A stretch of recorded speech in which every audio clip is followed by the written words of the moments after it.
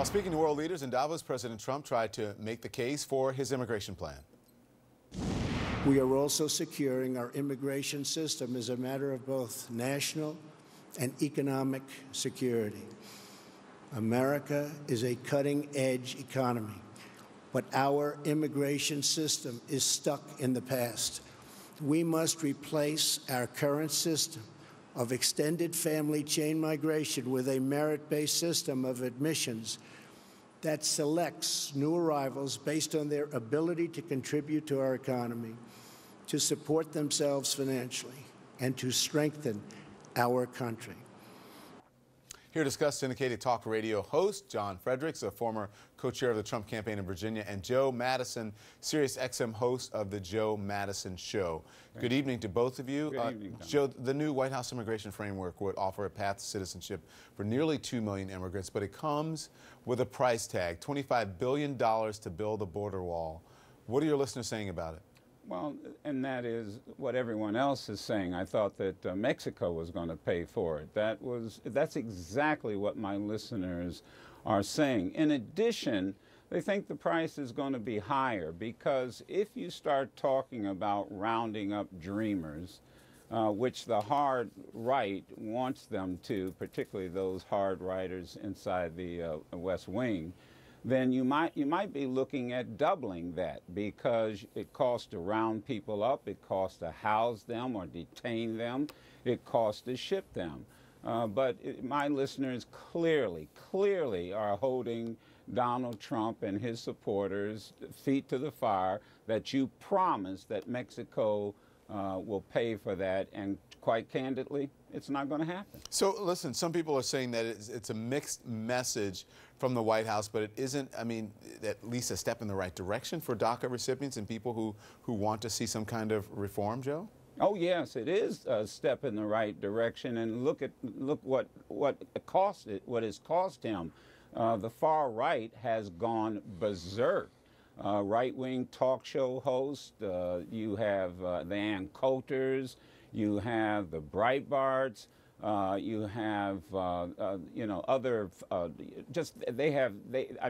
they're starting to call him names. They're literally bullying Donald Trump because of the position that he's taken. Well, let's hear from a right-wing talk show host, John. Now, you've got some angry listeners too, but I mean, you're trying to convince them that it's a good deal. What are you telling them? Well, look, my callers went 70-30 today in favor of the deal, but that's skewed because I spent 4 hours defending it passionately because I believe in it. Here's the bottom line. The president has not changed his position one iota on amnesty, but he has to deal in the world of political reality that we're in. He's got to get a deal on the table that can approach 60 votes in the U.S. Senate because Mitch McConnell is not going to get rid of the cloture rule. So you have to have some compromises, and that's why we elected him. You got to make some deals. So it reflects the political reality. But the reaction today, Don, from the Democratic Party and the National Democrats, the hypocrisy and duplicity has been exposed. I mean, they ran around on TV for 12 months saying the kids, we got to take care of the kids.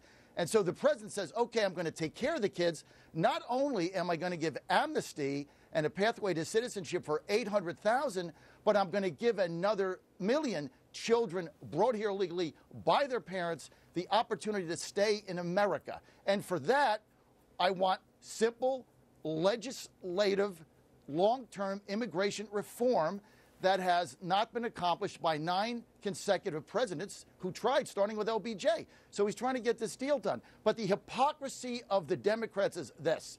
They're more interested, they were exposed today, they're more interested in power. They want chain migration because that is cheap labor for their donors and some of the Republicans and cheap votes. They don't care about the kids. If they did, they'd jump on this deal. And to say that $25 billion for a wall is too expensive, here's a Democratic Party that Obama took over, the debt was $8 billion. He left office, it was $18.5 billion. So he spent all this money.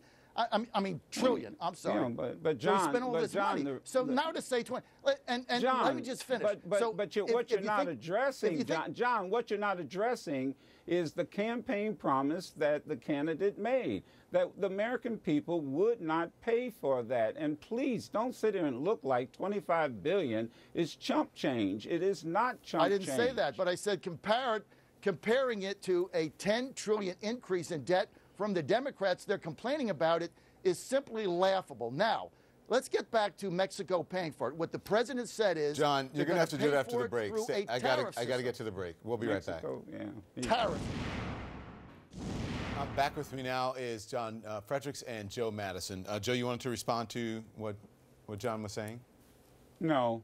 I mean, look. The reality is that every time we talk about the present and the future, you know, John goes back to what Obama ended up with. Well, Obama's not president, and you know, people are getting tired of hearing that. And I will tell John, some of your listeners must have come over to my show because they were ticked off.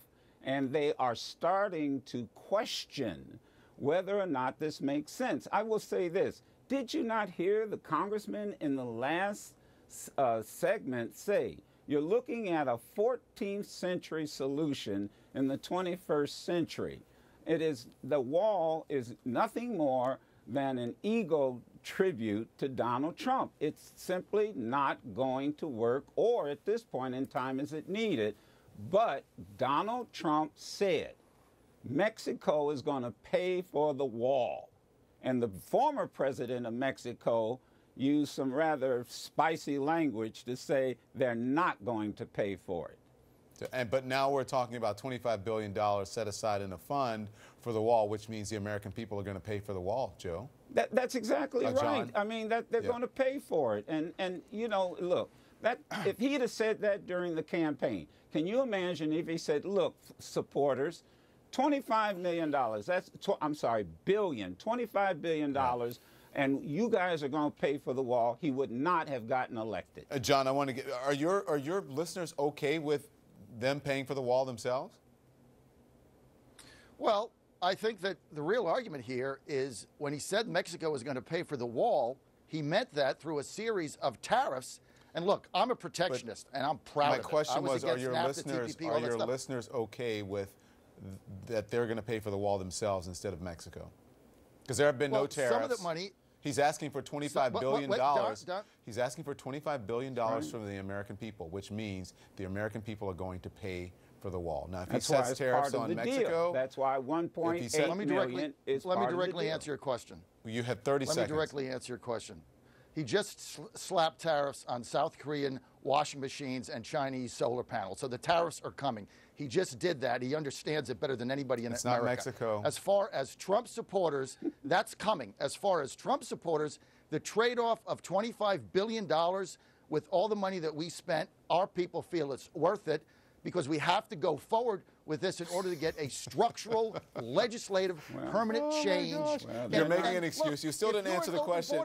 If I tell you someone else is going to pay this bill and then I ask you for $25 billion, it means that the other person is not paying for it. You're paying for it. I'm asking you for the money, John. Your whole thing doesn't make sense. I got to go, though. I got to go, guys. I got to go. Thank you. I'll see you next time. That's it for us tonight. Thanks for watching. Bye.